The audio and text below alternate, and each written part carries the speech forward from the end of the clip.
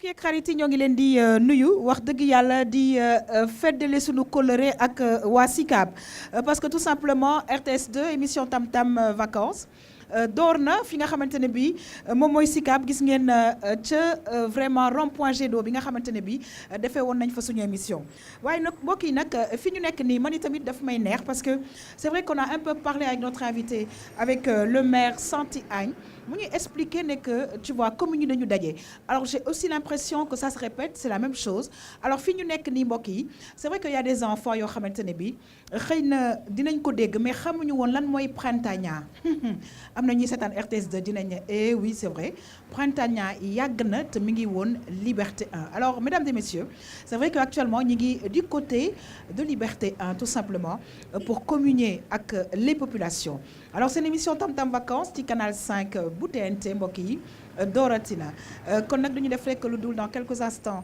daal di jokkoo ak suñu xarit Mariem Meng mu ñëw ak ñun encore une fois ci historique bi naam dañ koy wéel parce qu'on parle des SICAP kon nag yaatu na mbokk yi bu ñu jógee ci loolu dañuy ànd ak suñu xarit Abdourahmane saa su ne bu ñu ko gisee xel lay dem na mu ma ko waxee woon rek benn livre ak benn yére wolof wala benn livre ak benn cravate tout simplement pour continuer à s'instruire c'est très important alors suñu xarit la Sarène Léna Sarr moom nag ko Malcolm waxee micro taxawaalu la yore parce que dafa fas yéene waxtaan avec les populations bu ñu jógee ci loolu dañuy ñëw ak nag justement Malcolm di ànd ak ñun ci découverte alors mbokk yi théâtre forum dafa am solo tey dañ ci ànd ci beneen fànn ak ki nga xamante ne bii min nañ ko ci théâtre xam na ko bu baax a baax muy tonton Amine Ndiaye nekk ak ñun fii ci RTS2 alors du ñu def rek lu dul vraiment terminer cette belle émission avec bien sûr suñu xarit Khady Didi nga xamante ne bi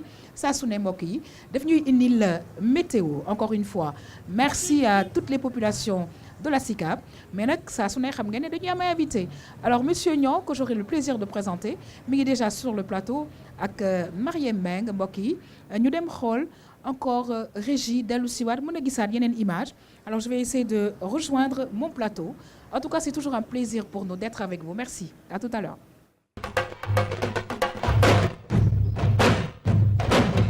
dañuy kontaan mbokk yi saa su ne di feggoog suñu xarit Mariem Meng c'est toujours un plaisir muy taskatu xibaar gis ngeen nag façon ba mu ñu indilee démb li nga xamante ne moom mooy historique jëm ci les SICAP Mariem maa ngi lay nuyu vraiment di la dalal jàmm ci gox boo xamante ne bi saa su ne nit ñi tamit dañ fi faral di jàdd mais nag xam naa ne Printania du sa âge mais nag fii la xewee woon te c'est juste à quelque part de fi ñu nekk maa ngi lay nuyu di la dalal jàmm c'est un énorme plaisir pour moi de te recevoir encore une fois.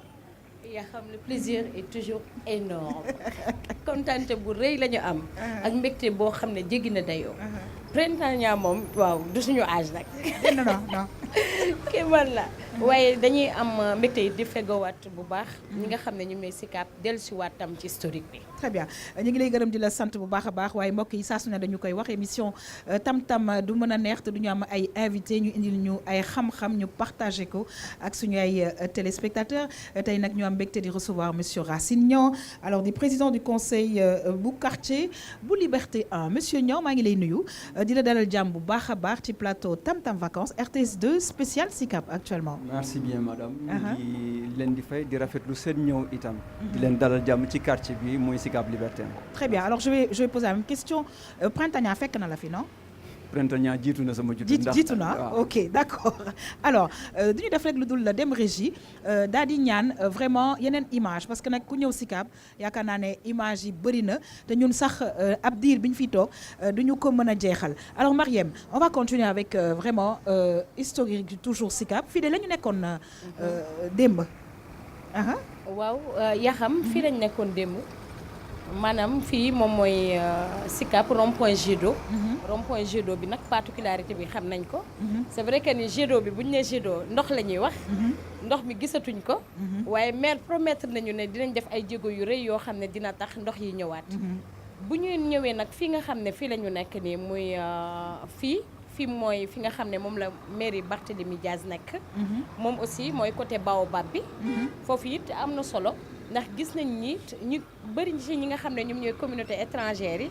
ci wet boobu la ñu nekk. très bien Cap-Verdienne yi Guinéenne yi ñu si bëri daal si ñoom lañ nekk. fii nag mooy fi nga xam ne moom lañ tourné woon démb it moom ba tey mooy rond-point Jet d'eau. Marième fii it moom li ci ëpp lu ñuy wax fii moom mooy rond-point Jet d'eau bi waaye commune yi ko partagé moom moo bëri. waaw alors là je vois un peu terminus Liberté 5 muy terminus bu nga xamante ne bi voilà ça bouge non seulement bus yaa ngi ñëw mais aussi durant par exemple là on s'approche de la Tabaski et on voit que xar yi dafay bëri il y a des laveurs en tout cas c'est animé. c'est vraiment animé yaa xam parce que bu ñuy xool terminus Liberté 5 côté commerce bi moom moo fa ëpp. ndax gis nañ ne côté boobu it boo ko passé tuuti temps sapeur mi ngi fi. oui mi ngi ci kanamam. sapeur bi police la jàkkaar lool. ñu doon ñi nga xam ne côté sécurité it waa Sicap tumuranke wuñ ci. mu doon it lu ñu rafetloo. bu ñu xoolee aussi zone bi ñu nekk yaa xam fii moom mooy Liberté 1 te Liberté 1 particularité bi lan la yaa xam mooy gis nañ ni avenue Bourguiba côté bii la nekk. te avenue Bourguiba lëkkaloo bi nga xam ne aussi président Senghor lëkkaloo woon na ko ak président Bourguiba. loolu moo indi woon loolu. tout à fait kon mu doon collaboration une parfaite collaboration bu amoon ci diggante ñaari dëkk yooyu. loolu it waraloon ba ñu jur ñu tuddee ko ki nga xam ne moom mooy président Bourguiba. très bien alors en tout cas ñu ngi lay gërëm encore une fois ci wéyal bi nga xamante ne bi yaa ngi koy wéyal historique bi monsieur Niang peut-être vraiment sa impression par rapport ak image yi parce que c'est vrai que ñun ñëpp dinañu faral di gis les allées et cetera mais je veux dire am na ay images aériennes yu nga xamante ne bi des images aériennes qu'on ne voit pas souvent et que la télévision tey di ibbil vraiment population yi pour que ñu gën a xam les Sicap je pense que c'est quand même quelque chose d'assez important et actuellement fi ñu nekk aussi ça a quand même une histoire hein. oui merci bien ça une histoire parce que bu ñuy xool image yi dañu naan est-ce que fii la ñu dëkk parce que donc dafay embellir quoi qu'il en soit notre cadre de vie. exactement donc déjà loolu lu ñuy rafetlu la. ensuite fii dafa am histoire. bu ñu nee Sicap créé nañ ko depuis 58. waaw parce que léegi au moins ki ñuy wax taaw léegi daanaka mag la. dëgg la. donc déjà 58 donc ñu continuer ci yeneen cadre yi. et Sicap dafa am lan moo doon particularité am. dañ doon wax ni au moins amuñu société moyenne. parce que la classe moyenne amu fi woon. oui c'est vrai on en a parlé hier d'ailleurs. voilà donc classe moyenne boobu moom lañ doon créer à partir des Sicap. ñu jël benn cadre de vie bi nga xam ne dañuy am urbanisme et paysage pour permettre. au président Senghor mu joxe beneen cadre de vie. tout à fait et ce qui fait que moom moo daan tax muy président bu mu am pour wan la fii la jaare ak Sékou Touré pour wan ko ne ko am naa benn cité bi nga xam ne moom mooy nekk entre zone tampon entre la modernité et la tradition. tout à fait donc yooyu moo doon wane ni un peu la beauté c'est ce qui fait que boo xoolee Sicap waa ci boppam dafa yëg boppam.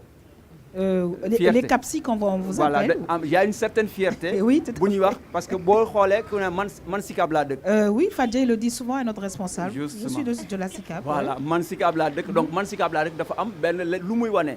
donc man je me démarque des autres. comme ni habitant wu 4 communes yi daan wan man je fais partie des 4 communes. d'accord donc noonu la Sicap waa di au niveau de la zone de Dakar. très bien alors Marième zone bi ñu nekk aussi mu nekk zone bi nga xamante ne bi c'est vrai que moom itamit particularité am monsieur Niang ne me démentira pas je pense que fii contrairement à côté bi ñu jógee il y a moins d'appartements il y a plus de villas. waaw justement parce que boo xool Sicap 554 maisons la. mais il y a 554 maisons. Liberté 1. D'accord. Liberté 1 uniquement. Okay. donc dafa am particularité mooy villas yi ñoom ñoo wër ñoo border un peu le quartier. ay villas yu ndaw ñoom ñoo ci nekk mais ci biir lañ leen def. moom mooy les 2 pièces ou les 1 pièce. d'accord moom moo tax mais villas yi ñoom ñoo border un peu le quartier. ce qui fait que au moins dañu doon wax ni cadres yi. ñii en fonction de la classe en fonction des moyens dañuy choisir. Très bien alors gis nga comment Marième ça a été réparti comme ni ñu ko gisee je sais pas combien de mètres carrés mais je sais que les villas c'est ay villas yu mag la. comme il l'a dit 300 mètres carrés 300 mètres carrés. Wow. Et il y a aussi ci biir comme il l'a dit bien caché. Wow. D'autres villas yu nga xamante ne bi c'est des 2 pièces. Wow. C'est des 3 pièces. Donc comme on l'a dit la dernière fois c'était en fonction aussi du salaire de l'acquéreur en fait. waaw yaa xam ndax gis nañ ni bu njëkk dañ doon wax ni c'est en fonction des salaires des gens des fonctionnaires ci la ñuy doon jël di ko xayma ngir mën leen jox. mais zone bi ñu nekk itam am na beneen particularité. ndax bu ñuy xool yaa xam ci biir boo fa duggee. bu njëkk kër boo gis da doon am bouquinvier. En plus de ça ci biir day am garab yi nga xam ne dafay am garabu fruit. oui ci biti day am garab yoo xam ne daf lay jox ker. kon mu doon loo xam ne aussi waa Sicap bu njëkk. foo tourné woon rek yaa ngi doon gis ay garab yu ciy dëgg. particularité bi mooy kër yu bëri da ngay gis yi day am soit mango yi orange li leneen maanaam ñoom it dañ ci doon gis seen bopp ci wàllu woowu. leneen aussi loo xam ne it moom mooy particularité bi mooy gis nañ ni fii zone bu yëngatu la ci wàllum commerce. ndax on y reviendra. waaw Inch'Allah. parce que bu ñu xoolee it bu bëri. ni mu doxalee rek ak ni mu wëree quartier bi. peut-être que ni fii ñu toogoon sax yaa xam jardin la woon. oui. kon ci historique bi fii tam jardin la woon. d'accord. mais bu ñu xoolee zone bi nga xam ne wàllum commerce bi dox beeg dikki beeg dem bi. looloo waraloon ñu changé waat configuration bi. pour mën a permettre ñii di dugg ñii di génn. très bien alors monsieur Niang dañu gisoon ne que aussi je sais pas ndax loolu am na ba léegi c'est-à-dire que avant il y avait juste un petit mur. bu doon séparer les maisons. mu doon indi une certaine convivialité. collaboration et cetera. mais je ne sais pas si jusqu'à présent garder nañ ce format pour que population yi continuer ak xale yeeg mag ñi di nekk ensemble. d'accord waaw boo xoolee sociologiquement parlant dañu doon wax ni. entre modernité ak tradition la. parce que ci village yi doonu ñoon am bunt. doonu ñoon am mur de séparation. exactement mais ce qui fait que ñoo doon def benn mur boo xoolee 3 pans la daan am. tout à fait à 1m50. nit ñi mën a jokkalante mu créer benn convivialité. moo tax boo xoolee souvent changement bi nag dafa am. ndax les maisons nit ñi y a une démographie assez galopante. exactement boo xoolee ba xool kër yi également dañuy changer parce que dañ leen di construction yu bees ay R+1 R+2 ba R+4. mur yooyu séparé wu na ñi fi dëkkoon souvent ñoom it boo xool dañu naan ñun les anciens. d'accord ci comportement boobu dafay am. ñun ñi fi nekkoon. bi dara nekkul fii. donc ñun nii lañ daan dundee. d'accord mais boobu léegi loolu nekkatul parce que Sicap changé na également. exactement changé na de façon drastique. alors Mariam, Sicap changé na tu parlais tout à l'heure côté économie entrepreneuriat je pense que foire yi léegi voilà nekk na benn coin boo xamante ne bi incontournable. d'ailleurs ce qu'on voit derrière toi. waaw yaa xam ndax Sicap bi wàllum foire bi dafa leen di dimbali bu baax. parce que bu ñu xoolee ni Sicap ni mu nekkee ni peut-être xaw na sori tuuti côté marché yi wala di nga jox jéggi déego yu bëri ngir mën a am marché yi mais foire yi lépp loo xam ne waa Sicap soxla nañ ko mi ngi fi. lépp wàllum lekk li ñuy jaay wàllum li ñuy lekk wàllum solu wàllum yére wàllum bijou lépp mi ngi ci biir foire yi te mairie bi moom moo ciy bénéficié wu. d'accord alors on aimerait bien savoir justement monsieur Niang comment ça se passe organisation foire yi. Ouais, justement, pour l'organisation d'une foire, les promoteurs vont vers la mairie et demander une autorisation de s'installer.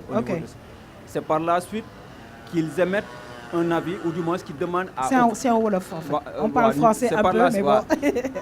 nit ñi dañuy dem kii promoteur bi dafay dem ci mairie bi. Demander autorisation pour organiser foire. D'accord. léegi ñoom ci lañ leen di jox autorisation. par la suite lañ leen di wax ñëw leen ci conseil de quartier bi ngeen ñu émettre seen avis.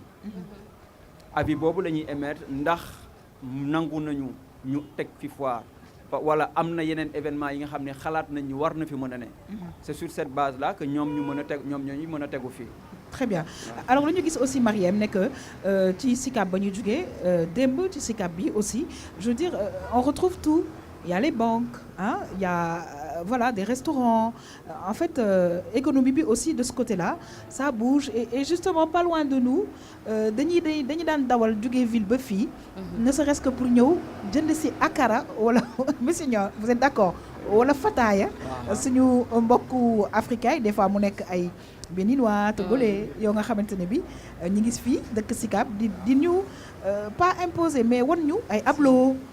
li nga xamante ne bii moom mooy seen nourriture. waaw donc en fait mooy diversité culturelle bi ñuy am. diversité culinaire bi. parce que boo xoolee Sicap du woon ay sénégalais rek ñoo fi dëkkoon. tout à fait. ñi nekkoon jóge woon ñaay cokkeer ñoo ngi fii ñëw Baobab ak Liberté. dañuy wax ne Baobab rek la suñu mbokk portugais yi non. Cap-Verdien fii également Cap-Verdien yi ñu ngi fii. ñi nekk Afrique centrale également dañu fi doon ñëw. donc ce qui fait que nit ñi. dañu doon raffolé ci jënd akara. parce que place bi loolu lañ ko gën a xam. ñu daw jënd si parce que ñooñu fi lañ dëkkoon.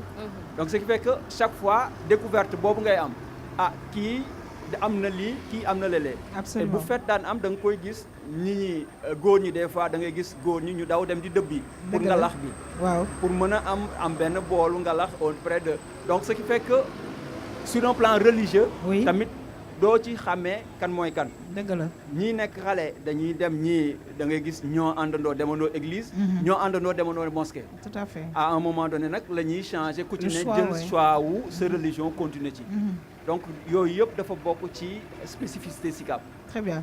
donc Alors, Mariam, peut-être nous encore avec des questions avec notre invité, parce que dit Fatali nak que moi président conseil quartier Liberté 1, il faut connaître ñu dugg ci bu baax a baax ci conseil quartier boobu. waaw yaa xam ci conseil quartier boobu bëgg nañu xam quartier bi naka la organisé wu ak côté jeunes yi fii Liberté 1 lan la ñu def pour jeunes yi ak nan la ñu organisé wu aussi. d'accord merci en fait conseil de quartier dañuy wax ne dafa am rôle bu muy jouer rôle tampon entre les populations et les conseils municipaux plus particulièrement la mairie et dafay am ay volets yu bëri ay sections yu bëri moo tax souvent bu dee foire da ngay gis ñuy imposer à la mairie oui parce que souvent les relations ne sont pas si huilées du relation bu ratax parce que dañu naan ah ñun kat bu doon suñu sago lii du fi am wala ñun kat bu doon suñu sago lii ñu defee ko nii d'accord donc loolu moom moo doon tax bu dee ci jeunes yi je pense que ni organisé nañu récemment benn forum orientation D'accord. entrepreneuriat emploi Ah ça c'est important, oui. pour permettre aux jeunes ñi nga xam ni au moins les jeunes diplômés ñu mën a ñëw ci biir ci forum bi soit seet nan la ñuy déposer auprès des entreprises ñenn ñi xool nan la ñuy déposer nan la ñuy defee entretien d'embauche D'accord. donc ci yooyu cadre yooyu la ñu tey souvent il nous arrive ñu organiser ay formations internes ci conseil de quartier bi pour permettre aux gens ñu ne ah Il y a un genre de formation par exemple. par exemple en ce qui concerne rôle commercial management des organisations wala management d'une entreprise D'accord. wala management de projet Ah. donc yooyu dañuy jël par exemple en l'espace de 5 jours ñu ne kenn kaay yow mi kat ci quartier bi nga dëkk te lii mooy sa spécialité mayal xale yi ñu mën a xam ci lii dara parce que bu ñu ko doon dem feneen dañ koy fay Ah c'est bien ça. léegi Donc- lan mooy perception jeunes yi par rapport à cette formation. waaw perception jeunes yi parce que boo xoolee chaque fois da ngay gis kenn ku la ne man déposé naa stage ba saa yi amuma man déposé naa liggéey amuma C'est vrai. waaye dañ lay wax ne la waaye yow est-ce que xam nga nan ngay déposé Dëgg la. benn moom mooy am fan nga déposé parce que ak naka nga defee sa CV RTS2 sax daf koy des fois jàngale. Voilà, justement. Naka nga defee CV c'est important. waaw yooyu yëpp ce sont des facettes yi nga xam ni day am parce que nit dina ñëw taxaw ne man am naa diplôme c'est vrai mais CV bi nan nga koy rédiger dafa am beneen façon Dëgg la. du li nga jàng ngay ñëw taxaw ensuite fan nga déposé nan ngay defee sa suivi parce que boo jëlee sa këyit sànni ko fële ñëw taxaw déposé tamit dafa am noo koy déposé Dëgg la. ñaata temps ngay def pour relance fan nga war a dem pour relance ensuite ñu xool loolu bu fekkee ni am na li nga xam ne war na ñu ko yokk ñun la ah am na séminaire bu am fii développement personnel war nga Très mën a bien. ñëw taxaw ñu xool ne yow mii kat war nañu def efficacité personnelle ci yow nan nga war a comporter woo am na booy def sa entretien lan lañ la wax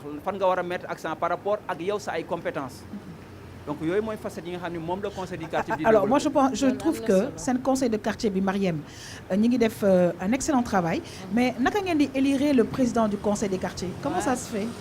waaw élection bi dañuy woote assemblée générale et les populations ñoom ñooy ñëw les candidats jour boobu la ñuy xam ku ci ne kan moo bëgg nekk président conseil de quartier bi Ah. ku ci nekk wax lan nga bëgg a def nan ngay dérouler nan nga xalaat indil SICAP bi D'accord. bu ko defee nit ñi tànn bu boobaa ñu def ñu ne ah kii kat la ñu xalaat ne kenn bu dul loolu ñu ko def consensus d'abord kan la ñu xalaat ne moom la ñu gën bu fekkee ni consensus amul ñu soog a def élection ñu soog a def élection bi ki ci gagné ñu ne ko yow yaa gagné mais ñeneen ñi également dañuy wax ni comme ñoom ñu ngi ni ñoom ne ñu toppante sa ginnaaw Mariam. moom depuis combien de temps yow yaa ngi nekk ci tetu conseil bi. waaw man maa ngi ci dugg sama 2e année D'accord. man maa ngi boucler 2e année bi présentement léegi Ok. ma dugg sama dernière année mooy 3 ans la ñu organiser waat keneen jël. lan mooy sa ay réalisation qu'est-ce qu'on peut dire que le président du conseil de quartier de Liberté 1 depuis bi ñu ko falee ba léegi lan lu concret loo xamante ni la fi def bon wax nga y a des formations et cetera mais est-ce que am nga yenn information yoo xam ne mën nga ñu ko baaxee. waaw déjà conseil bi chaque année dafay def organiser circoncision de masse. ah oui. oui am nañu réalisation yi nga xam ni circoncision de masse on se retrouve avec 150 à 300 éléments. xale yu ñu jongal te dañuy wax ne léegi dañuy xarafal bi nan la ku ci nekk da ngay indi 1000 francs. 1000 francs dañu lay. waaw léegi dañu lay solal yére. avec des 1000 francs. oui xarafal la. waaw ensuite ça nous permet ñu dem ci poste de santé bi pour valoriser poste de santé parce que dañuy wax ne taux de fréquentation poste de santé bi dafa wàccoon. fan la nekk ci côté bi. ci kaw moom moo nekk intersection entre Liberté 2. ok ak Sacré-Cœur. boo leen demee di ngeen fa gis.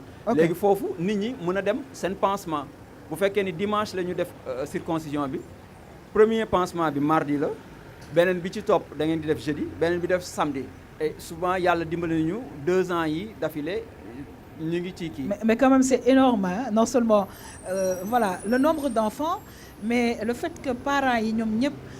D'accord manko ne tey dinañu dem xarafal au moins 100 enfants je pense que ça aussi c'était bien quoi et que RTS2 génne na ko Mariem. te le coût aussi 1000 francs seulement exactement day permettre ku nekk war a mën a indi doomam aussi. est-ce que dina am kasak.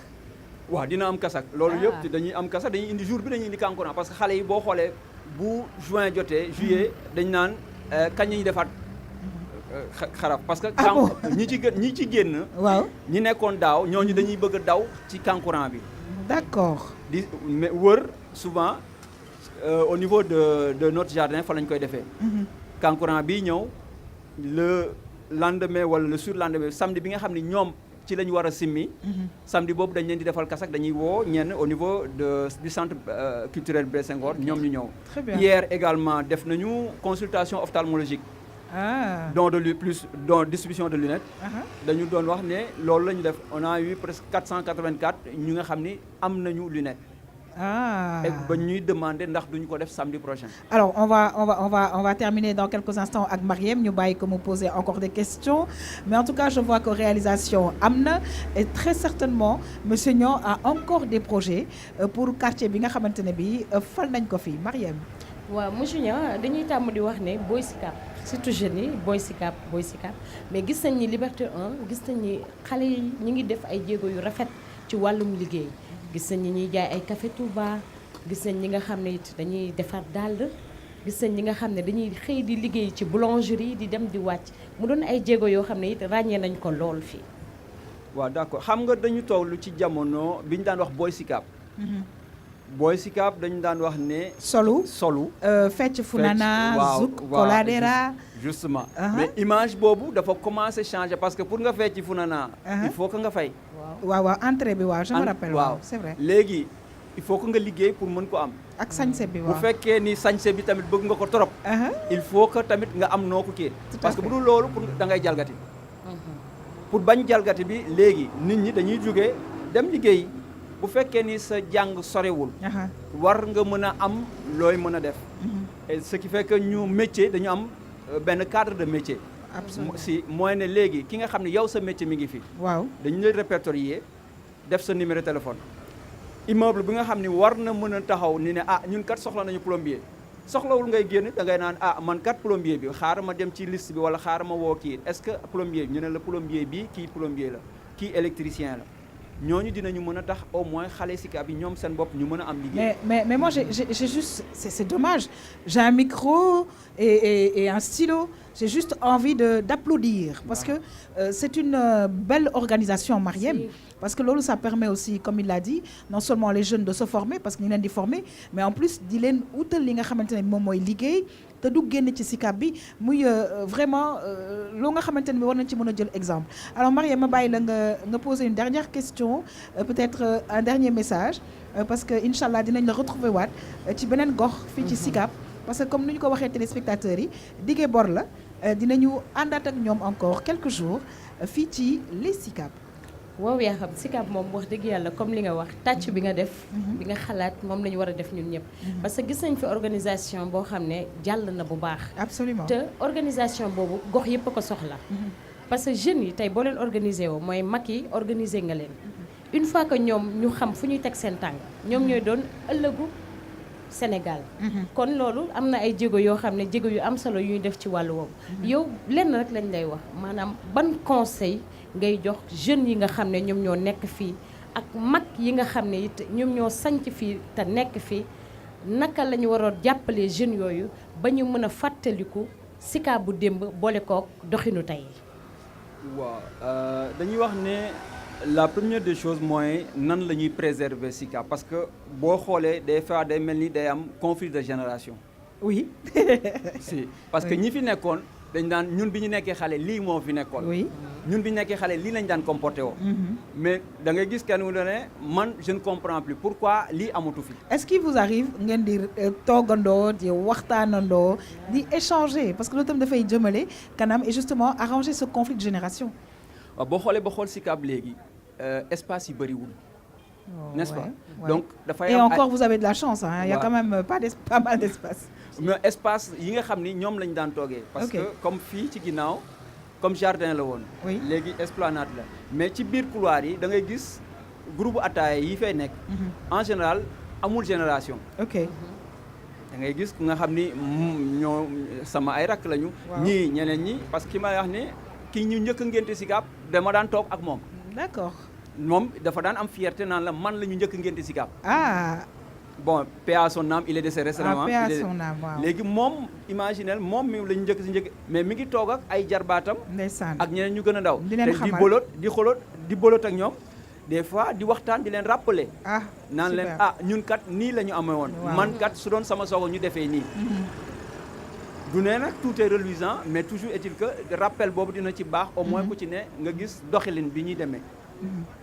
alors en tout cas dinañu wéyal waxtaan bi ak yow. D'accord, mbokk yi may fàttali nag suñu invité monsieur Racine Niang président du conseil yu quartier wu Liberté 1 en tout cas Marème ça a été un plaisir encore une fois fii ci Sicap Liberté 1 fegg ak yow wéyal vraiment image yi waxtaan bi ci quartier bu am solo bile. ñoo ngi lay gërëm di la sant en tout cas jaune bi mi ngi ñu may tey macha allah kontaan naa ci rafet na. te rek dafay fekk si les couleurs de la RTS2.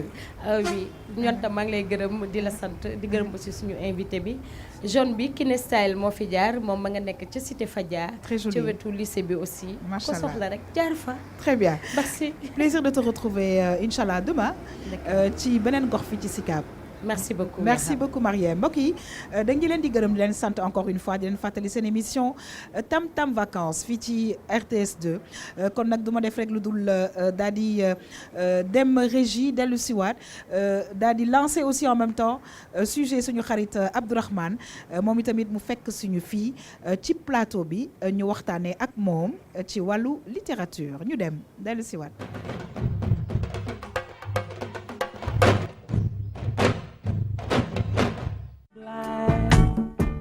It's gonna be a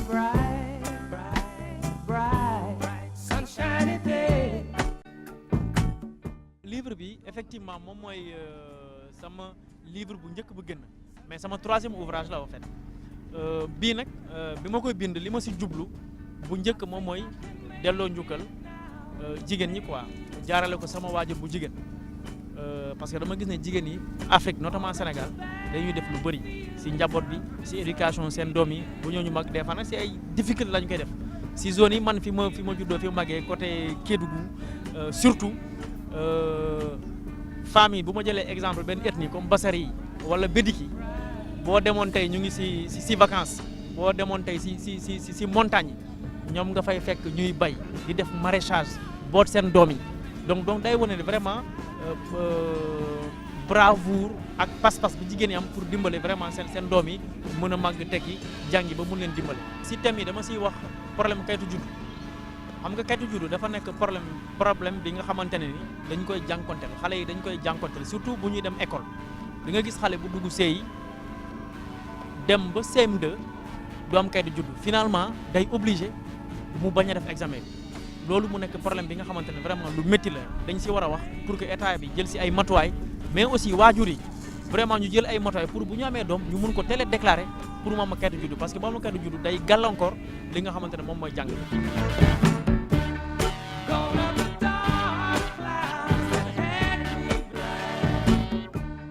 yi da ngay am temps te bind dafa laaj climat bu dal atmosphère bu dal mais aussi parce que xalaat la quoi xel la te tout le temps année scolaire mënoo am condition yooyu noonu pour ngay mën a xalaat mën a dundal sa esprit wala génnee bokk li nga mën a wax donc et des fois boo nekkee classe da nga nekk dans un cadre un peu fermé parce que maître bi day nekk fii da ngay ragal mais boo génnee vacances yi da ngay nekk si dans un cadre d'épanouissement da ngay mën a exprimer wu da ngay mën a rivaliser wu ak say morom da nga bëgg a wone say xam-xam donc vacances yi cadre bu propice la woon en tout cas ñun suñu jamono vraiment di échanger di génnee lu ñuy bind si livre yi citation yi ñuy jàpp wala maxime yi ñuy jàpp di ko échanger bu ñu génnee si suufu mango yi souvent fekk kër gi sedd ñu toog di waxtaan vraiment amoon na solo.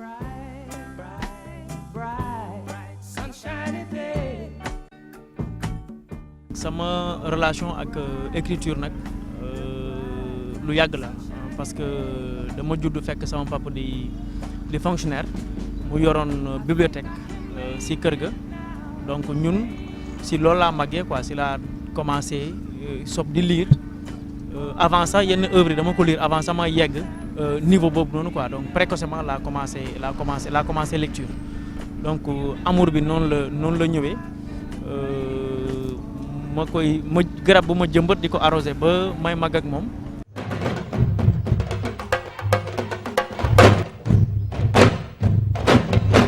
dañuy kontaan nag mbokk yi saa su ne di feggoo ak suñu xarit Abdourahmane parce que nag Abdourahmane nañ ko nam ma ko waxee woon rek parce que nag diggee bor la nee na ma daal saa su ne bu may ñëw ci plateau tam-tam muy vacances ak du vacances danaa indi cravate bu rafet wala ma sol tenue traditionnelle bu rafet daal di ci boole benn téere te nag defee nga ko noonu encore une fois macha allah bleu bi rafet na te tey nag Abdourahmane vraiment dama lay nuyu ba pare soog a ñëw ci da nga ñu indil parce que man bu ñu nee hommage aux femmes rek ñoo ngay defar réew mi kat. maa ngi lay nuyu di la dalal jàmm c'est un très grand plaisir. waaw yaa xam comme d'habitude c'est un énorme plaisir. alors tey nag dama am mbégte bu rëy. waaw pour teew si fii particulièrement fi nga xamante ne nii moom mooy SICAP. di nuyu mbokk téléspectateurs yi nga xamante ne ñoo ñuy seetaan ci RTS di ñuy. feddali seen colère dañuy wax seen mbégte. absolument je pense que initiative bi ñun suñu génnee tase ak nit ñi dañuy kontaan. et fu ci nekk quartier bu ci nekk ñu ngi ñuy réclamer. très bien alors tey nag ñu ñëw fii ci SICAP. nga doon mu doon quartier boo xamante ne quartier culture la. quartier culture urbaine la. quartier aussi intellectuel la. et am mbégte bokk ak plateau bi sama mbokk ñangeen bi. moom xam naa ne moom après il faut reer bi xaw am solo alors. mu doon.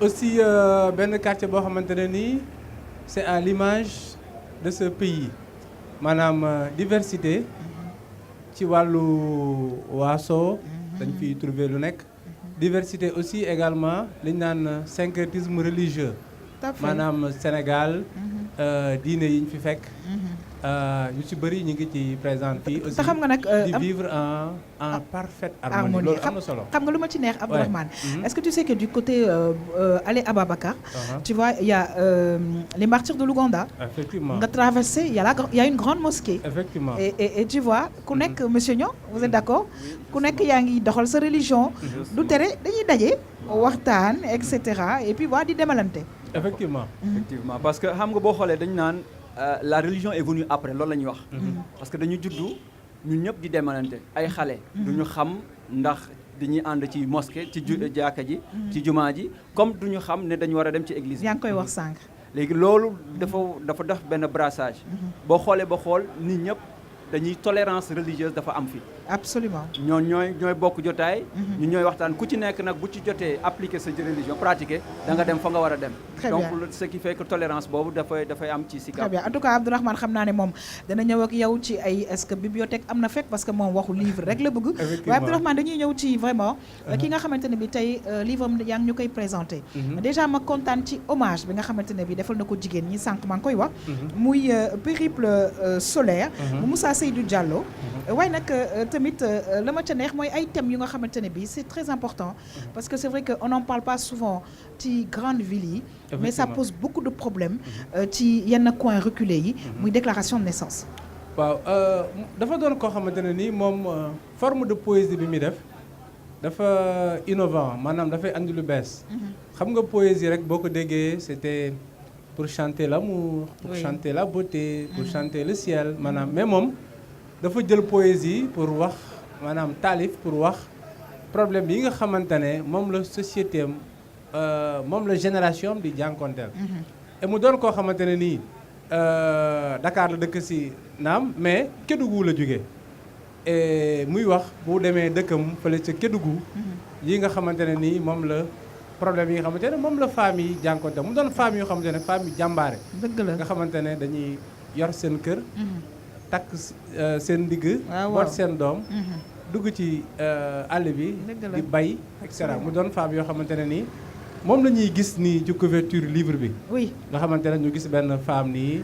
ci biir àll bi mu toog. mu taxaw nii jàpp ndigg li alors mu doon beneen aspect boo xamante ne nii daf ko soxal. parce que écrivain loolu la aussi écrivain da ngay doon koo xamante ne nii da ngay xool sensible maanaam liy xew.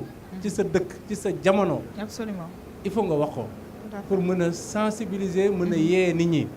mu doon ci wàllu poésie mu doon ci wàllu roman mu doon ci wàllu donc poésie bi muy def mën nañu wax ne poésie engagée la. très bien okay. Alors monsieur Niang poésie engagée boobu ak vraiment livre bi ak yenn thèmes yi ak vraiment ni mu koy raconter c'est vrai que Abdourahmane mooy chaque fois moo ñuy lire livre yi mais dinañu ci am luñ ci waxtaan buñ ci seq ak moom mu nekk yaakaar naa ne ay auteurs jeunes auteurs yoo xamante ne bi en plus li mu wax aussi dafa am importance parce que nee na vacances yi ça permet aussi nga am certaines idées voilà coucher ko ci papier et mun prétendre peut-être à des poèmes ou autre chose c'est-à-dire que moment propice pour créer.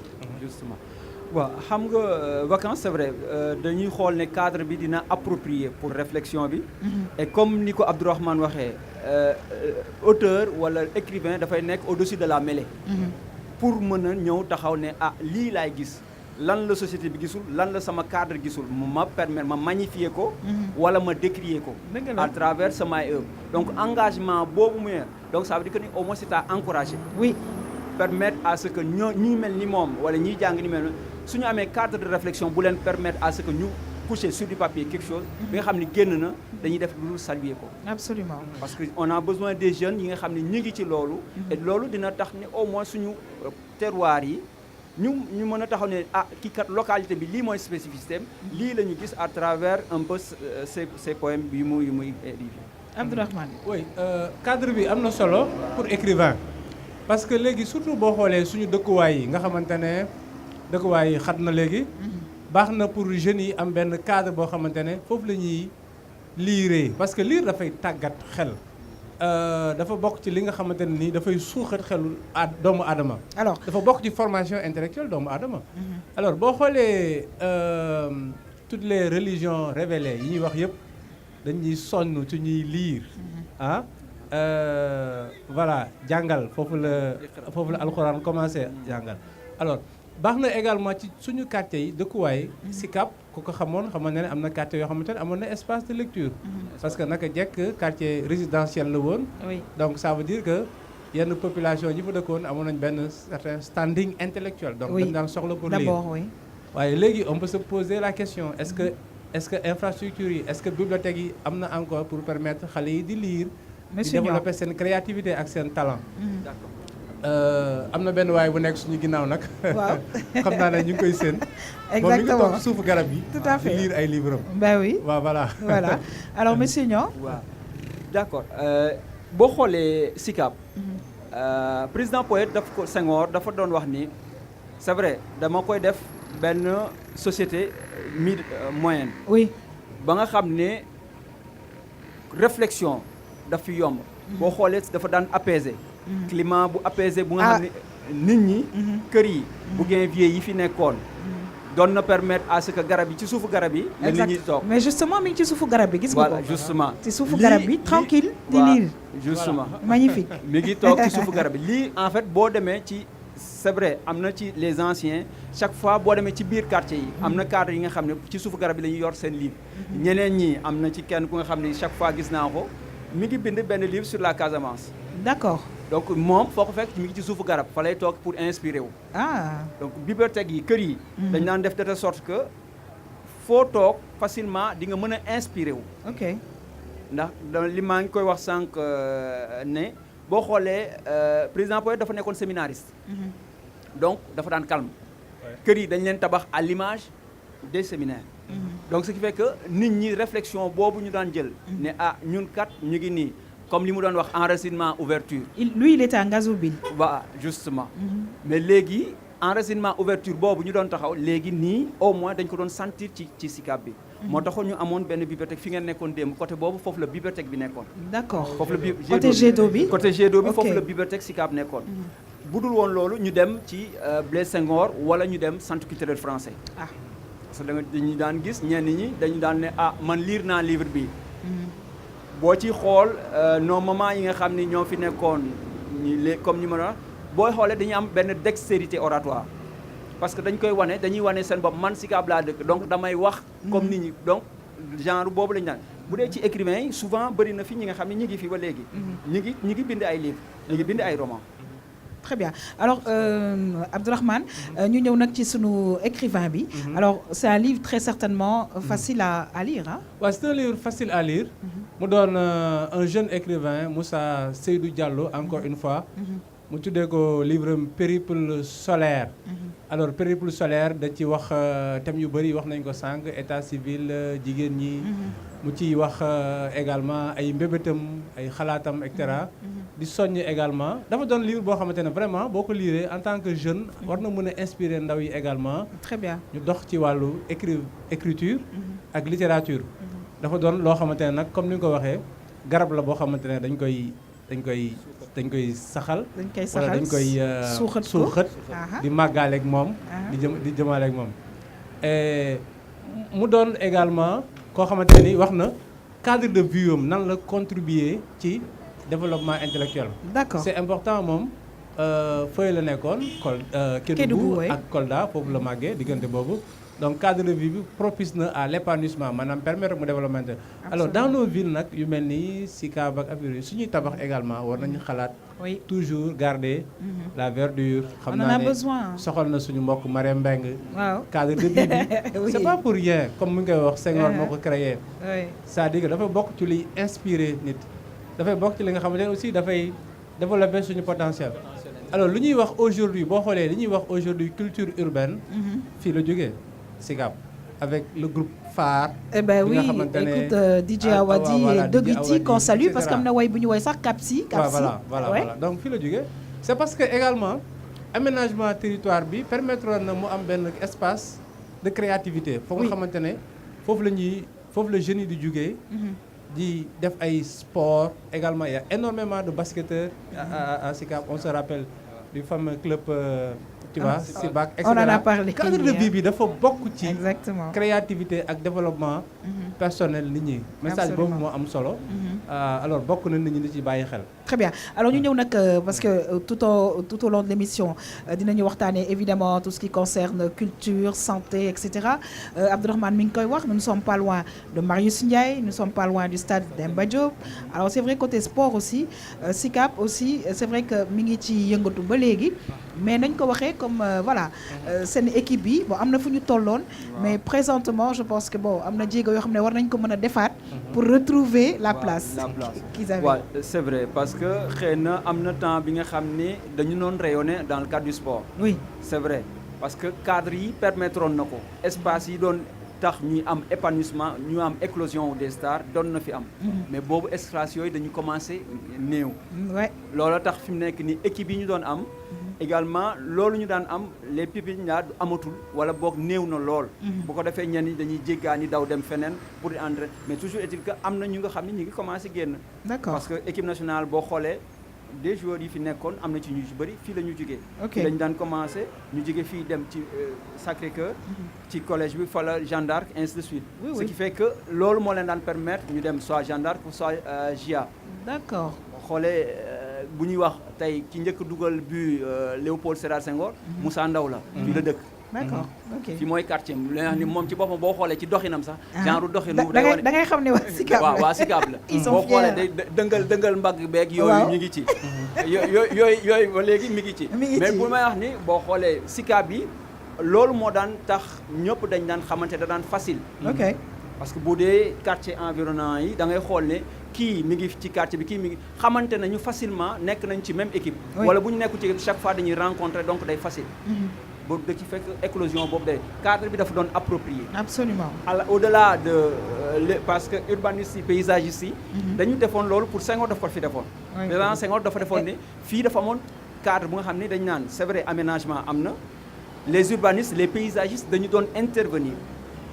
Et c'est tellement important, je pense qu'il faut que Abdourahmane nit ñi fàttaliku ne que c'est vrai que dëkkuwaay nekkul ay mur rek parce que il faut que les êtres humains yi ci nekk di mun vivre di mun inspirer wu di mun sentir aussi, je veux dire c'est la nature et on vit dans cette nature et voilà. qu'on a besoin de cette nature et j'insiste parce que des fois tu te retrouves dans des quartiers yoo xam ne tu ne vois que des murs il faut nga avancer pour nga gis garab et je pense qu'on doit remédier à ça Abdourahmane on va terminer dafa baax pour suñu état de santé dafa baax pour suñu créativité artistique littéraire musicale etc.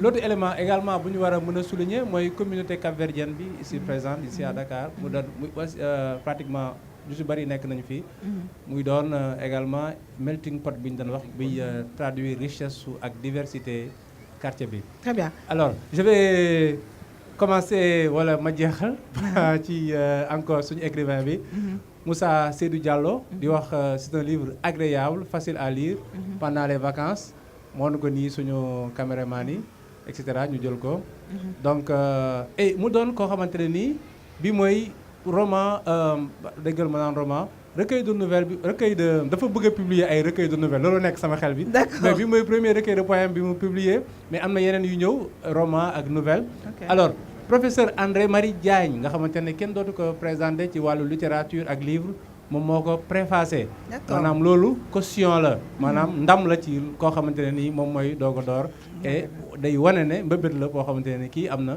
talent bi nekk ci moom macha allah ñu ñaanal ko mu am carrière inchallah et jalonné de succès exactement et xam naa ne yeneen yi nga xamante ne bi moo ngi koy mëbët inchallah danañu ko xaar ci sunu plateau parce que ñu ngi ci Tam Tam vacances di nekk ci quartier vraiment Dakar yi xëy na ñu am yeneen yu ñu xuus waaye nag dinañu delluwaat inchallah ci sunu plateau di wëyal nag vraiment li nga xamante ne bi foofu it mooy Tam Tam bi Abdourahmane sant naa la gërëm naa la encore une fois kan ngay remercier wala affaire bi yaa ko choisir defal ko nii rafet na de alors je remercie tout le monde yi nga xamante ne ñooy suñu téléspectateurs yi alors depuis ba ñu commencé Tam Tam vacances da ngay sentiraat beneen engouement bi absolument waaw voilà nga xamante ne nit ñi ñu ngi leen di andil fraîcheur yi ok alors on leur amène de la fraîcheur génn leen jox leen grand air alors les gens sont très contents merci et ñu ñuy remercier et on les c'est l'occasion pour nous ñun ñoom ñooy suñu raison d'être absolument alors et comme on dit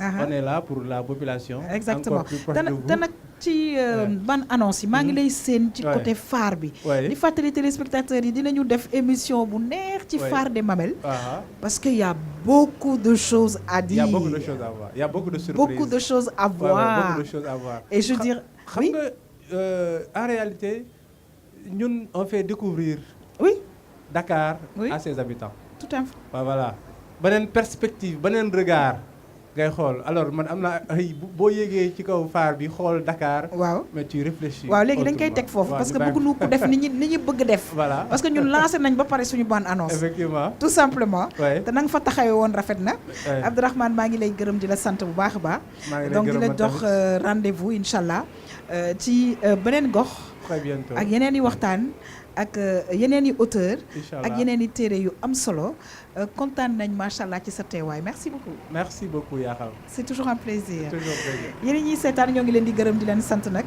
waaye xam ngeen ne saa su ne dañuy am sunu électron libre bu nga xamante ne bii moom itamit dafay gën a jege population yi parce que sunu slogan la encore plus proche de vous du ma def rek lu dul dem régie dellu si waat mën a xool fan la Léna Sarr toogee.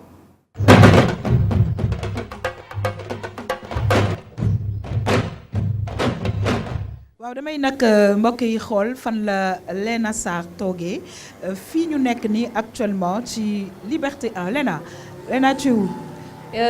Bonjour Yakham wala bonsoir sax parce que fi mu nekk nii moom ñu ngi ci kii bi dama lay wax nag yaa xam. fi mu nekk nii sama zone nga nekk man Boy Sicap laa. tu as osé. waaw waaw. non Boy Sicap laa yaa ngi sama zone. tey nag ñebbe bi bu génnul.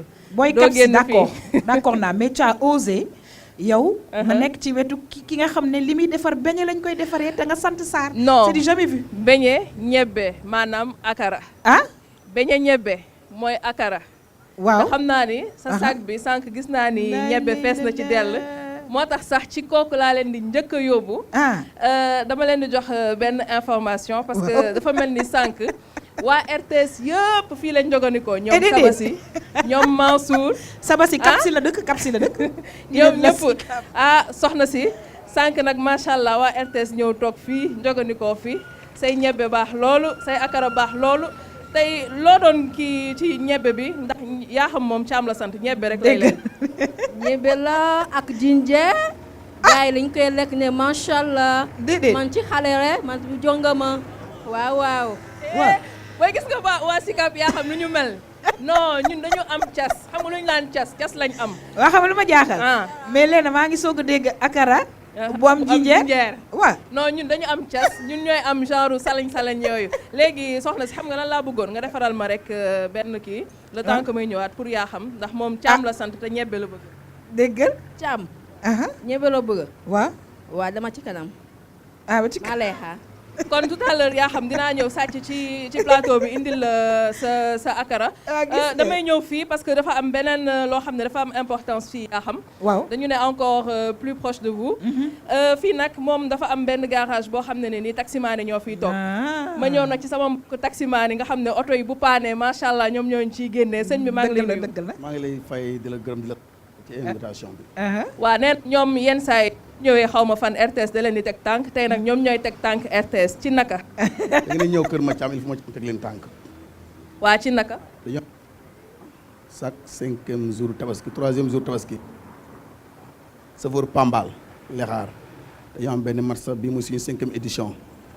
chaque jour dañuy ñëw ci télé bi ñoo ngi ñuy suñu papa Demba Alsantine mu nekk ci RTS di liggéey ñu ngi leen di nuyu di leen gërëm dañuy ñëw foofu di jàlle suñu image foofu ak suñu.